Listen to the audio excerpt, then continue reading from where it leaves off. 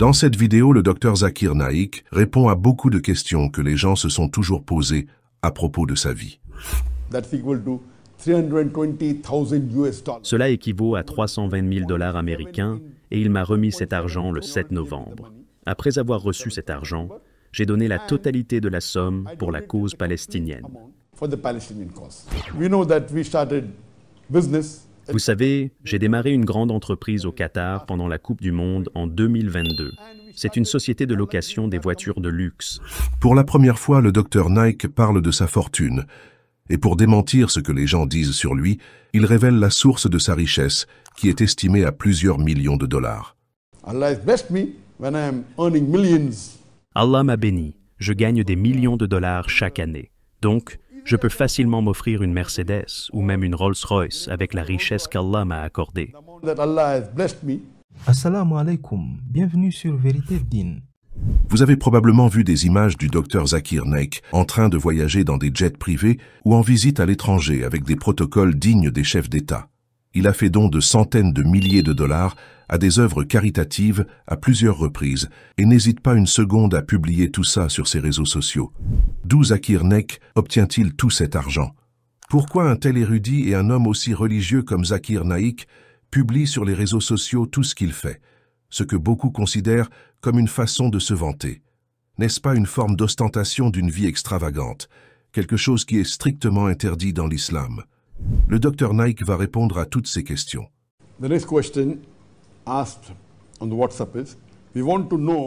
La question suivante posée sur WhatsApp dit « Nous voulons savoir pourquoi vous aimez publier vos photos sur les réseaux sociaux. Par exemple, en novembre 2023, lorsque vous avez visité le Nigeria, vous avez publié des photos vous montrant voyager en jet privé.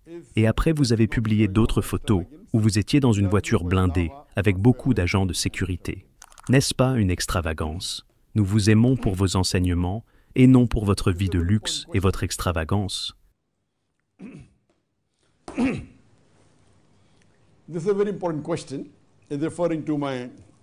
C'est une question très importante. Elle fait référence à ma tournée de conférences de 2 semaines au Nigeria, du 29 octobre au 10 novembre. Elle a duré environ 2 semaines et a été un grand succès. Je me souviens avoir posté 2 fois sur les réseaux sociaux. La première fois, c'était lorsque j'ai pris un jet privé pour me rendre de Sokoto à El-Orient, et la deuxième fois, c'était d'El-Orient à Abuja. Et quand j'ai posté cela sur Facebook et Instagram, il y a eu des milliers de commentaires, et alhamdoulilah, la plupart d'entre eux disaient « Ma'asha Allah », qu'Allah vous accorde plus de bénédictions, qu'Allah vous préserve de tout mal, etc. Plus de 99% des commentaires étaient positifs. Il y a eu un petit nombre de commentaires, peut-être 0,001% parmi des milliers de commentaires qui sont arrivés, qui ont demandé « Pourquoi vous publiez vos photos en vol dans un jet privé? N'est-ce pas de l'extravagance? Quel est votre but en faisant cela ?» C'est la raison pour laquelle aujourd'hui j'ai choisi cette question, car elle vient d'être posée une fois de plus. Je veux vous donner ma réponse avec plus de détails. Allah dit dans le Coran, dans la sourate Al-Baqarah, au verset 271, que lorsque vous faites la charité et que vous l'annoncez, c'est bien.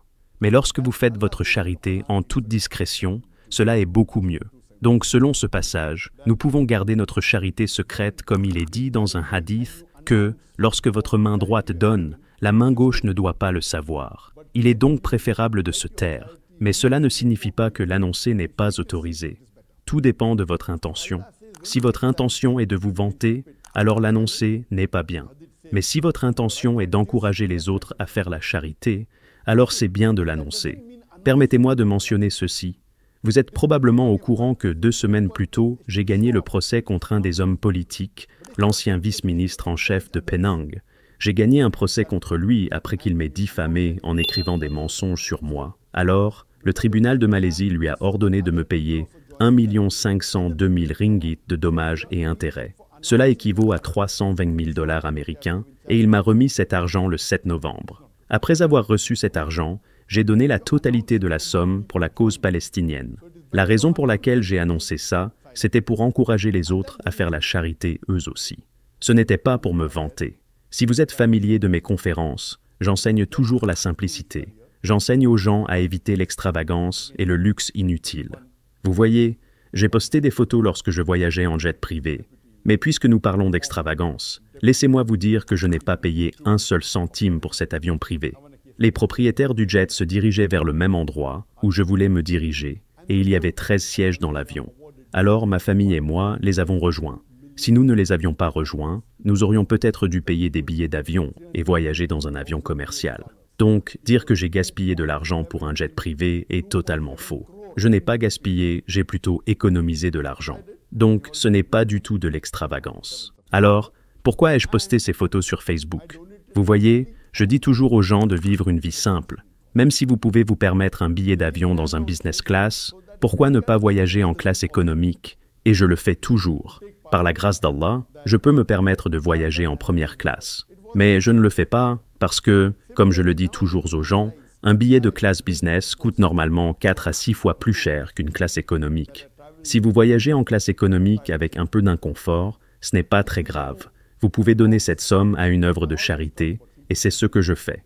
Dans toute ma vie, j'ai payé un billet de classe business une seule fois, quand il y avait une urgence, car je devais me rendre quelque part, et il n'y avait pas de billet disponible en classe économique. Mais je voyage souvent en classe business, et dans des jets privés lorsque je suis invité par des gouvernements ou par des organisations, et ils payent pour moi. Je n'exige pas un billet de classe business ou un jet privé, mais ils le font pour moi. Ainsi, la raison pour laquelle je mets ça sur les réseaux sociaux, c'est pour dire « Alhamdulillah ». C'est une façon de reconnaître les bienfaits et la grâce d'Allah subhanahu wa ta'ala. Mon but est de montrer aux gens comment Allah accorde ses bénédictions à ses serviteurs. De dire au monde que lorsque vous travaillez dans le chemin d'Allah subhanahu wa ta'ala et lorsque vous allez diffuser son message, Allah vous accorde non seulement des bénédictions dans l'au-delà, mais aussi dans ce monde. Allah dit dans la sourate Al-Baqarah au verset 200 que si vous luttez pour avoir les biens de ce monde, Allah vous donne ça, mais ne vous donnera pas l'au-delà. Mais si vous luttez pour avoir l'au-delà, Allah vous donne à la fois l'au-delà et la dunya. Donc, quand je poste, je dis simplement au monde que je suis un prédicateur et que j'ai consacré ma vie à la cause d'Allah subhanahu wa ta'ala et que Allah m'accorde les biens de ce monde et il me donnera le paradis de Firdaus, insha'Allah.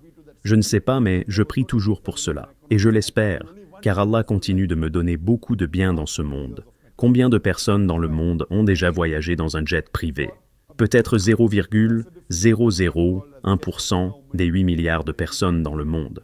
Le nombre de personnes qui ont voyagé dans un jet privé est sûrement faible. Mais Allah m'a donné cette bénédiction sans payer un centime. Donc, la raison pour laquelle je publie ça, c'est pour envoyer un message aux gens qu'Allah subhanahu wa ta'ala bénit et facilite ceux qui sont sur sa voie. Si Allah a protégé et donné la victoire aux faibles dans le passé, qu'en est-il de nous aujourd'hui? Allah peut nous donner la victoire aussi. Regardez l'histoire de David et Goliath ou l'histoire de la bataille de Badr. Il y a aussi les talibans en Afghanistan. Pendant plus de 20 ans, le pays le plus riche et le plus puissant du monde a essayé de les détruire. Ils ont dépensé plus d'1 trillion de dollars pour les détruire. Mais malgré leur faiblesse, les talibans ont remporté la victoire et l'armée la plus puissante du monde s'est retirée. C'est donc un exemple qui montre que les gens qui luttent dans la voie d'Allah subhanahu wa ta'ala reçoivent le soutien d'Allah. Nous ne recherchons pas le luxe, mais Allah nous donne de bonnes choses. Et lorsque j'ai écrit sur Facebook que nous avons circulé dans une voiture blindée avec une haute sécurité au Nigeria, je ne voulais pas dire que quelqu'un allait m'attaquer. Alhamdulillah, les Nigérians m'aiment. Je voulais tout simplement montrer que ce genre de protocole n'est pas seulement réservé aux chefs d'État, etc., mais qu'il peut également être accordé à un prédicateur pour le respect. Je me souviens quand je suis allé en Gambie, le président de la Gambie m'a témoigné un grand respect. Son principal responsable du protocole m'a dit que le protocole qu'il m'avait réservé n'avait jamais été accordé, même au président. Je suis allé en Indonésie et j'ai remarqué qu'entre l'aéroport et mon hôtel, qui se trouvait à plusieurs kilomètres, il y avait un policier tous les 50 mètres. Cela signifie que jusqu'à ma destination, il y avait des centaines ou des milliers de policiers dans la rue juste pour moi. J'ai été choqué parce que je n'avais jamais été dans un tel protocole. J'étais vraiment choqué, mais cela témoigne leur amour envers moi et c'est une bénédiction d'Allah subhanahu wa ta'ala. C'est un signe que lorsque vous vous efforcez dans la voie d'Allah, il vous honore. Regardez le monde d'aujourd'hui. Nous avons beaucoup de célébrités, ces stars de la pop, ces chanteurs et ces footballeurs. Ils ont 1 million d'abonnés, 5 millions d'abonnés, 10 millions d'abonnés, 20 millions d'abonnés. Mais Allah peut aussi donner à un érudit musulman des millions d'abonnés qui aiment le message de l'islam, que ce soit sur Facebook, YouTube, Instagram, etc. C'est pourquoi sur mon compte Facebook, il y a plus de 24 millions d'abonnés. Alhamdulillah, c'est une bénédiction de Dieu. Il n'y a aucun prédicateur anglophone ou religieux au monde, qu'il soit hindou, chrétien ou musulman, qui a plus de 24 millions d'abonnés. C'est une bénédiction d'Allah subhanahu wa ta'ala envers moi. Donc, je ne fais pas cela pour me vanter, mais pour remercier Allah. Je ne peux pas faire de l'extravagance, alors que je suis celui qui dit toujours aux gens qu'il vaut mieux mener une vie simple. Je suis quelqu'un qu'Allah a béni dans la vie d'ici-bas, mais malgré cela, je mène une vie modeste. J'ai dit à plusieurs reprises dans mes conférences que je roule une voiture Toyota Innova. Même si je peux me permettre la voiture la plus chère et la plus luxueuse du marché, je garde ma Toyota Innova qui est bon marché. Je ne dis pas qu'il est interdit d'avoir des choses chères. Allah m'a béni avec la richesse. Je gagne des millions de dollars chaque année. Donc, je peux facilement m'offrir une Mercedes ou même une Rolls-Royce avec la richesse qu'Allah m'a accordée. Mais je continue d'utiliser ma voiture Toyota Innova. Vous savez, j'ai démarré une grande entreprise au Qatar pendant la Coupe du Monde en 2022. C'est une société de location des voitures de luxe. Et jusqu'à aujourd'hui, c'est la plus grande société de location de voitures de luxe au Qatar. Et par la grâce d'Allah, mon entreprise possède 134 voitures de luxe parmi les modèles les plus hauts de gamme. De Rolls-Royce, des Lamborghini, des Bentley Flying Spur, des Bentayga, des Porsche, des Mercedes 450, etc. Tout ça, c'est pour le business. Vous savez la voiture la moins chère que je possède dans mon entreprise? Elle est 3 fois plus chère que la voiture que j'utilise pour mon usage privé. La voiture la moins chère est la Mercedes classe E 200. Celle-ci est 3 fois plus chère que ma Toyota Innova, à tel point que lorsque je suis allé visiter ma fille qui vit au Qatar, j'ai pris la voiture la moins chère de ma flotte, la Mercedes classe E 200. J'aurais pu me déplacer dans la meilleure des voitures, mais je ne l'ai pas fait. J'ai opté pour la moins chère car j'aime la simplicité. Mais après la Coupe du Monde, le business n'est pas vraiment très lucratif. Mais je l'ai maintenu car même s'il n'y a pas de profit, il n'y a pas non plus de perte. Mais en même temps, tout prédicateur musulman qui vient au Qatar, qu'il soit arabe ou anglais, nous lui offrons une voiture gratuite pour ses déplacements. Et de nombreux prédicateurs sont venus de différentes parties du monde, et nous leur avons mis à disposition les meilleures voitures. Pas des voitures de luxe, mais des voitures super luxe. Ils s'assoient gratuitement dans une Maybach ou dans une Bentley. Imaginez louer une Bentley, une Maybach ou une Rolls-Royce pour une journée. Cela coûte 9000 riyals, ce qui équivaut à 2500 $. Bien sûr, pour une personne normale, c'est extravagant, mais notre business est fait pour les multimillionnaires et les milliardaires. Mais quand un prédicateur vient, je mets une voiture à sa disposition gratuitement, et cela ne me coûte que le prix de l'essence, soit 15 $, parce que la voiture est à moi et le chauffeur est à moi. Si personne ne vient, la voiture reste au garage et nous ne perdons rien. Donc, je donne la meilleure voiture aux prédicateurs parce que je veux les honorer pour leur magnifique travail. Et l'une des raisons pour lesquelles nous avons maintenu cette société de location de voitures au Qatar est de fournir un service gratuit aux prédicateurs qui viennent là-bas. Comme je l'ai dit, personnellement, je n'utilise pas ces voitures, bien que j'en sois propriétaire. Même la société est enregistrée au nom de mon fils. Ce n'est pas à mon nom. Je viens de donner cet exemple pour appuyer la réponse que j'ai donnée sur la question concernant le jet privé. Lorsque j'ai voyagé en jet privé au Nigeria, je n'ai pas payé un centime, mais le propriétaire de l'avion voulait m'honorer en tant que prédicateur. Et lorsque je donne mes voitures de luxe aux prédicateurs qui viennent au Qatar, je le fais pour le respect et l'amour que j'ai envers eux, et je veux les faciliter dans leurs activités de prédication. Ainsi, le but principal de la publication sur les réseaux sociaux, qu'il s'agisse d'avions privés, de voitures blindées ou du protocole, est de montrer comment Allah bénit son serviteur, car cela constitue l'une des nombreuses bénédictions d'Allah sur moi. J'espère avoir répondu à la question.